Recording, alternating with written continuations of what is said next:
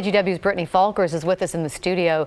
Brittany, so many people have visited Notre Dame. They have memories, and you compiled some of those memories folks have sent us. That's right. And as you mentioned, the structures and those towers may have been saved, but really the destruction that comes with the history of the cathedral has left a hole in the hearts of millions of people across the world. From the Catholic relics believed to be destroyed to the iconic architecture, the cathedral is much more than a tourist destination for many.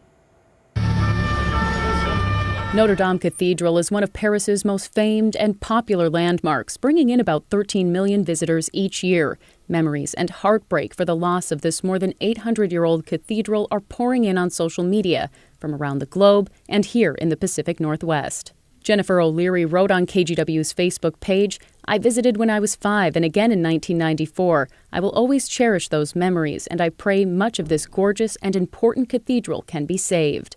Camara Grace Johnson shared this photo from her visit last November. She toured the top of the cathedral and says, "It was such an amazing experience, and this breaks my heart."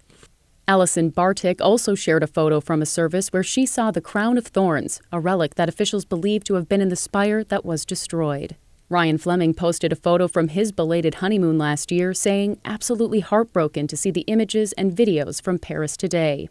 Cara Renee says she visited the landmark in 2017, saying Notre Dame is an architectural wonder with centuries of history, but it is also one of the most inspiring places for contemplative thinking today.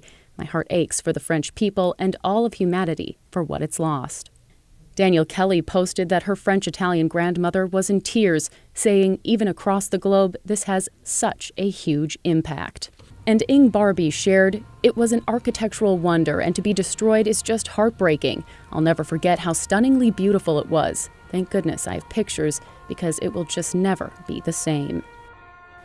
Now, while our news feeds are filled with memories of the cathedral, others have posted the real sorrow that they have for a site that many will never see. I'm one of those. I had always wanted to visit, and now that chance is just not happening. I know. Chris, you've visited. We were there just months ago, yeah, and sat in the garden right behind and had such a wonderful time. And we've been in a few times too. It's just beautiful. What a loss. Yeah. Well, thank you, Brittany.